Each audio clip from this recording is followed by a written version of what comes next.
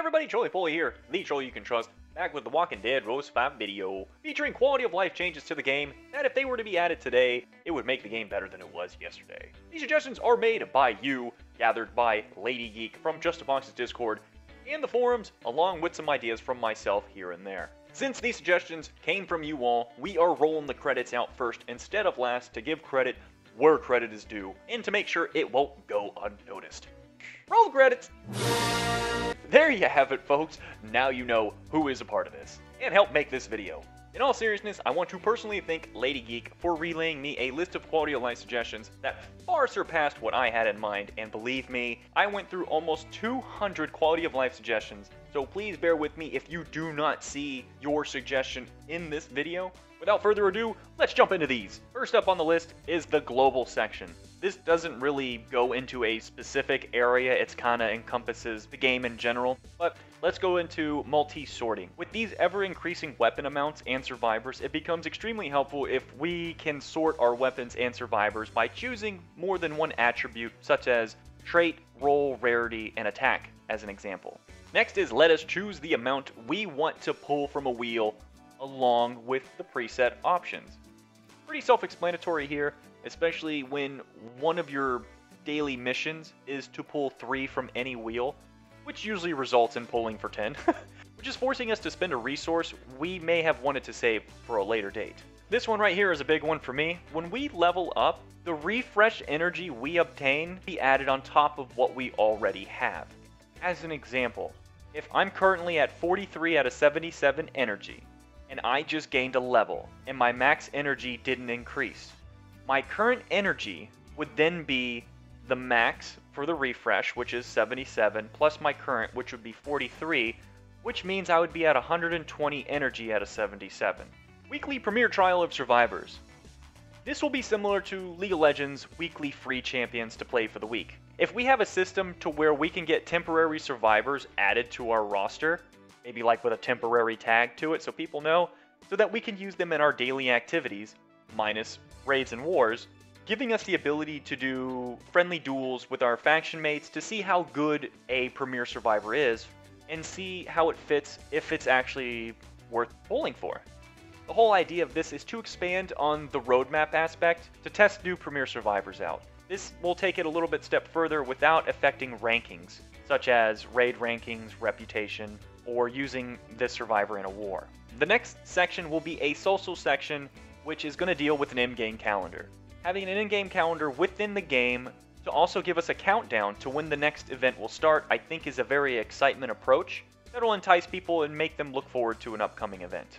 Next up is the auto button whenever we're forming a team when we want to go up against walkers. Having the autofill detect that it is a walker stage and throw the best crit weapons for your survivors is a time saver that will add up over the months. Next up is the territories, which a long press to collect all the crates would be a great improvement, just like we can do with collecting food and wood in our town. Also with the territories, allow players not in a faction to view these territories. Next up is the multiple depots that we have in which we can purchase through gear markers and supply depot points. First up, we should be able to select an amount of what we want in the supply depot. So if we were to, for example, select the 100k, we should be able to hit a minus and plus sign to tell the game how much of it that we want to remove a lot of monotony. On top of this, if the plus and minus thing is a no-go, add 2 more slots in the depot, one with 500k and the other one a 2 million food option. Number 2 is add survival road cans to the rotation in the supply depot. Having this capped at 2 or 3 instead of the normal 5 would also be an amazing step in the right direction for players. Adjust the cost accordingly as well for it too. Number 3, faster respawn time than a week for the supply depot. With the hilarious amount of survivors recently added to the supply depot, having a faster refresh time would seem to make sense, as with the current amount of survivors in the depot, the very few selectable survivors that we can get, and the time it takes for a refresh to happen will mean some people will never see the full list or come anywhere close to seeing the full list. And if an ascendable is part of that list they have not seen, that may not be ideal. Onward to the inventory. First up, be able to see certain tokens that are not displayed. As an example, the elite weapon tokens basic tokens and elite character tokens are not showing up in our inventory, so we have no idea how much of these that we have. Number 2 is to stack the bags in the crates that have similar loot outcomes, so we can save time opening bags in our inventory or searching through our inventory for a bag or crate to open. Next up is a mass open capability.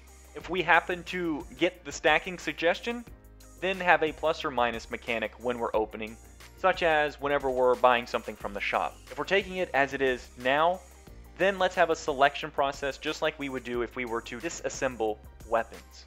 Number 4, show us what is in the bags in our inventory. We do tend to forget, some more than others, such as myself.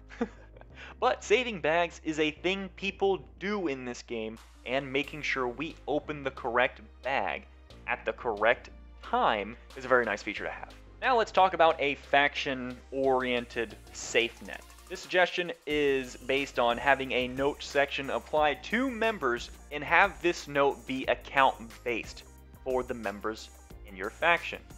Example, you have someone named Meow Man in your faction, and this person is a troublemaker. They leave or you kick them with whatever reason it is, and Meow Man changes his name to XXX Thundercock XXX, and somehow he gets back in. There should be some prevention to keep cancerous players being able to rejoin your faction crew. Meow Man would still have his privacy so long as he doesn't join back up, which I feel is a good middle ground for Meow Man's privacy and the safety of the faction. So when Thundercock does join this faction, they will look at the note and see, oh, this is Meow Man, get him out of here, and then he gets kicked. Next is faction events. So for the tournaments out there that involve you scoring with your faction, let's make a faction total milestone as well. As an example, faction level up. There can be a 10 million, 15 million, 20 million, etc. milestones that if your faction total was to be hit, then your faction would be sent rewards. Now let's talk about specifically faction level ups and in ways that we can make this more enjoyable in climbing the ladder or scoring. First up is possibly earning level up points by leveling up survivors' actives. Next, earn level up points by tiering them, tier 1 to tier 2 to tier 3. Number 3, earn level up points by ascending. Number 4, if we were to take, or if we did have the above options added, then the suggestion was also made to have individual milestones be greater than 2 million, such as 4 million. Let's look at ways to make viewing our roster more enjoyable. First up is add an ascendable sorting option, as people do want to look for ascendables only in their roster. Number 2, increased roster size. Pretty self-explanatory, as we will forever be getting newer and newer and more survivors. Eventually, we're going to need a roster increase, as we can't forever increase our roster as the game itself has a cap for it. Next is trainers need to be able to be stackable. Make unique characters not stackable. The stacked trainers each would still occupy a roster slot. So if you had a stack of 10 Benedicts, that would still take up 10 roster slots. Increase the number of teams that we can save. With the need to have preset territory teams, tower taking teams, attacking and defending raid teams, etc. Any amount that this can be increased by will make the quality of life of that much better. Number 4, a search feature for your roster, which is self-explanatory. Number 5, a rearrangement mechanic of the preset teams would save a lot of time for players. Number 6, the arrangement of your roster not concerning if a survivor is part of a team or not. Let's just look at our roster as one big list, instead of the roster being divided into what is on a team and what isn't on a team. We're going to now jump into the combat section of quality of life and the ability to toggle on and off a survivor's adrenaline rush. This is actually very useful for walker stages, as we only care about basic attacking, critting, camouflages, walker killing stuff basically. Maybe having a swipe up and down, which could enable or disable the usage of, let's say, swipe up is your active, swipe down is the usage of this survivor's adrenaline rush. Next is a countdown timer to always be shown rather than the last minute.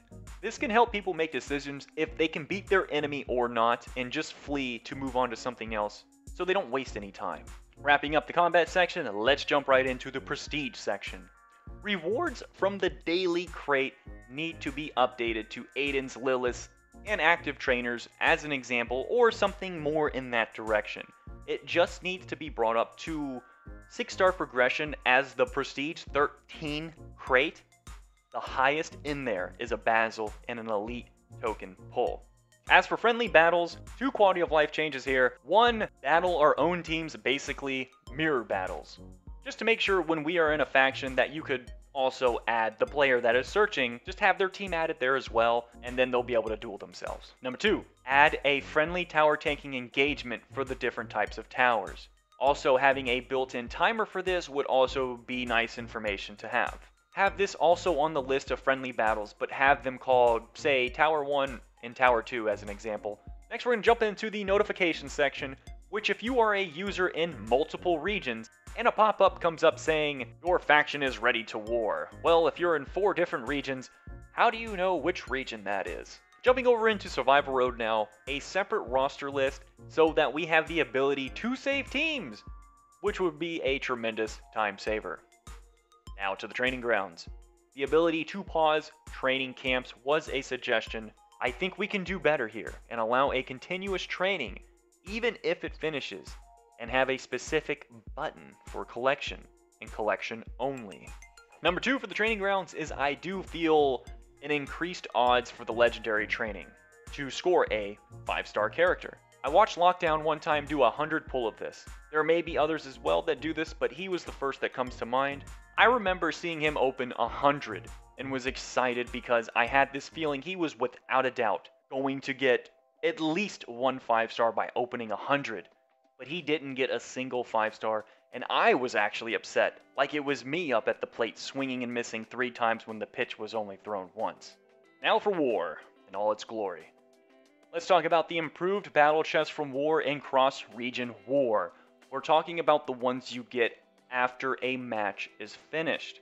One suggestion is to get rid of the basic tokens from there, as we get plenty of basic tokens from the individual fights themselves. It would be nice to see active skill trainers added to the crate as well, and have the same frequency as obtaining an Aiden.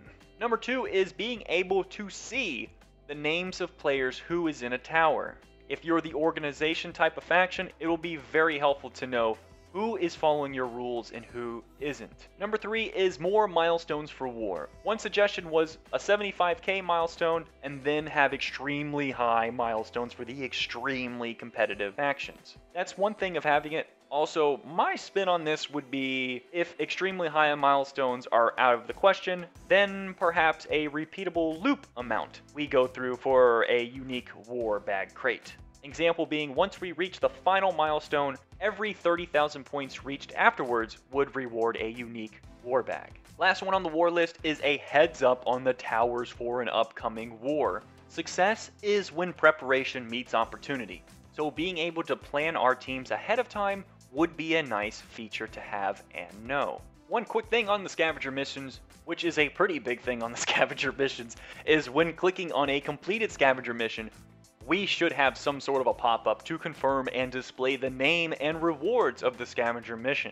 This is a pretty big deal and can really piss an individual off if they claim a You Got Lucky, which is 100,000 experience to your survivors, scavenger mission when a level up tournament is not active. Moving on to the armory. Raise the cap on what we can disassemble in the armory. The higher this cap is raised, the better quality of life it will be, as it will reduce the monotony in there. Going over to our scrap building. Some one-stop click to convert a max scraps based on how much wood we currently have. It is kind of annoying to actually have to estimate how far we have to drag this over to get the wood that we need. Let's now move over to 2 suggestions to the museum. First one is allow us to claim more than one at a time. This basically goes back to the logic of buying something in a shop. Still have the minus and plus signs if we wanted to get multiple gear from the museum. I also think it would be a really fun thing to have if we personally had museum collection milestone. Last up on the list we'll talk about is faction assault. And the first one on the list, and the only one on the list here, is it would be very nice to see which team member is currently attacking in the faction assault, rather than just giving us somebody is attacking, but we have no idea who it is. This will wrap up the first video on quality of life changes to the game. Remember now, I still have things to talk about for quality of life for The Walking Dead Road to Survival, but for the sake of time and being able to do different types of videos throughout the week, I'm going to stop here. In the future, I will continue the suggestion, and this will probably turn into a series, which may be brought up every 1 or 2 months depending on what is going on currently in the game, and basically me prioritizing what you all probably would want to see. Next up, as you all know what's coming. Thank you all for watching. If you enjoyed the video and made you laugh, or any fun, please give it a nice code on each other, and like and subscribe button. Make sure you leave a comment down below. Support's greatly appreciated. And other than that, I'll catch you all in the next video.